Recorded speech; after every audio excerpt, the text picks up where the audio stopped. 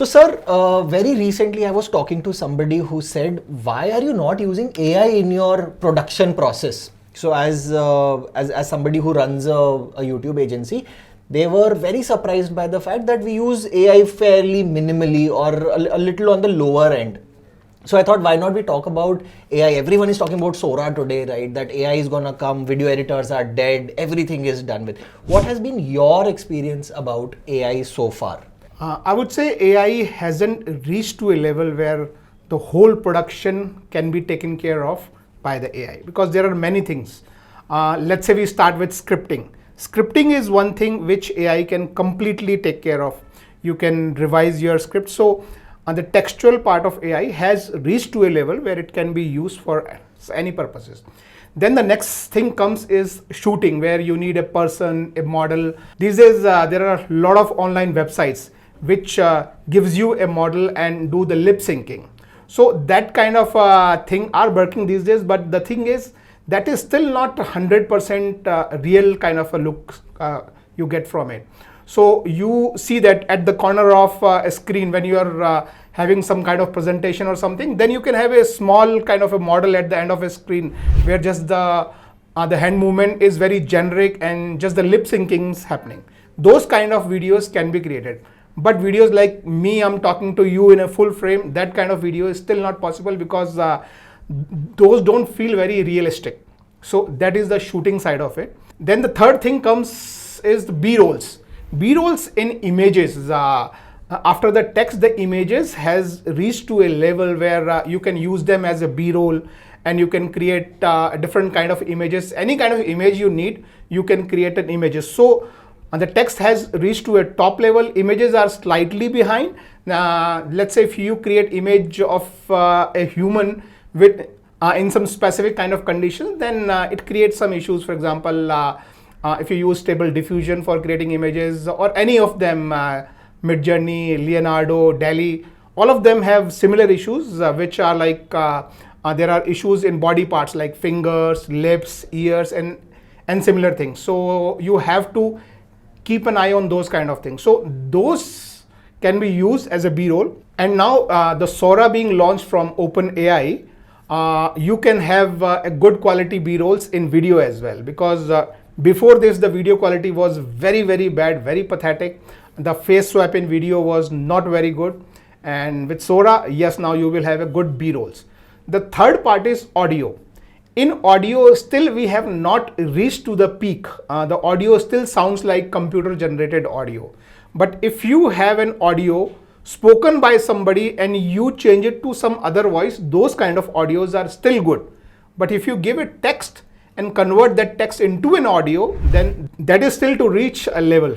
And the next part is editing. And editing is still, if editing only requires a basic kind of a cuts and small gap fills and all those, then there are online AI based editors which can do that, but that is just 5% of actual editing.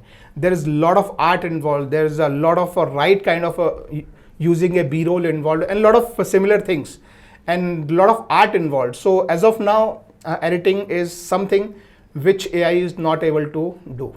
Very interesting. So I think I get 3, 4, 5 points out of this. I think the first one is video editors' jobs are not going anywhere right now. Right? Yes. That is the biggest thing that we are hearing. We don't need video editors now. Why do we need that? No, because many people don't understand what all is involved in the video editing. People just think this, okay, you cut the start, you cut the end, and everything is done. Fair. But there are a lot of color corrections. There's a lot of audio manipulation. There's a lot of cuts and many different things. There are a lot of B-rolls and writing specific kind of texts as and when required. So a lot of different kind of things, what to use when, and different kind of effects as well. Very interesting. So I think the video editors' jobs are safe. Number one. Number two, you mentioned something very interesting about some of these imperfections that come. I know you've been playing a little bit on Instagram, I think, primarily for image side of things. Yes. How has that experience been? What all have you been using? Are there any tools you can recommend to those watching? Yeah, so I use stable diffusion, and if you have a computer with a very good graphics card, let's say at least 2080 and above, 2080, 3080 or 4080, 4090, then you can use Stable Diffusion on your computer and create images. You can use various softwares. The one is Focus, then the other is ComfyUI, then AI 1111. So these kind of softwares you can use to create an images. I use the software called Focus, FOOCUS. So there you can create your images, very good quality images, and you can decide a face, and then you can do face swap as well. So I did this experiment and created an AI influencer, a woman from Mumbai, and who is supposed to be a yoga instructor. And very good kind of spread I found in a week. There were like more than 1,000 subscribers. So it works. On images, you can keep a face consistency, but in video, that face consistency is still an issue. But I think now with Sora, that would be taken care of. Very interesting. So, sir, I just want to go a little bit more into your experience of having created this model essentially. Number one, did you ever get a comment, for example, saying that this looks AI generated? And I'll tell you why I'm asking this question also later. But did you get that comment? And two, how much time does it take for you? Let's say if you're only focusing on these images which you want to, let's say, insert in the videos also later on to generate. So the first thing, comments, I think I have uploaded approximately 200 images. Okay. And there were more than 1,000 subscribers in that period. I think that was a week or 2 weeks period. And not even a single comment. Yes, there were like thousands of comments, sure, but not even a single one was able to figure out that it's an AI generated content. Wow. Because I have not mentioned it. Now, these days, Facebook and Instagram says that if there's an AI generated content, please mark it as AI generated, otherwise they might take it down. But I did it some time back. And images, yes, images creation, if you know how to give a right kind of prompt, then you can, in a day, you can create 10,000 images. So that is not an issue. But you need just a good graphics card. So actually, you kind of touched upon the point that I was coming to, which is Facebook, essentially Meta, saying that any content which is AI generated has to be marked. Because you're talking YouTube and primarily that is what we do, I want to know that, let's say I use some of these AI generated images or AI generated audio, for example, voiceovers, right, on a YouTube channel. So I want to create a YouTube channel which is only based on AI. So AI will create it, there'll be a AI model, there'll be AI talking in the voiceover, the editing will be done by AI. Does YouTube have any restrictions? And by the way, we are recording this in February 2024, so some of these may change. But what is YouTube's take on? Does YouTube find out that, this is AI generated, therefore lower reach, and how does that work? So the thing is, please try to understand why these companies have issues with them. Let's say you have an AI model which is presenting some PPT, sure, at the corner of a YouTube video. Then YouTube might not have any problem with that. Okay. But let's say now you have another video where some well-known model is presenting that, sure, and your company is being promoted there. So those kind of things where you personify somebody or you use somebody else's face on your video, then that might be an issue. So these are the kind of situations where all these companies say that you have to market that this is an AI generated content. When you are specifically creating face of a person, then it should be marked as AI created. Otherwise, if you have some dogs or something, some buildings or some beach, and all these B-rolls created by AI, then there's no need to be marked as AI.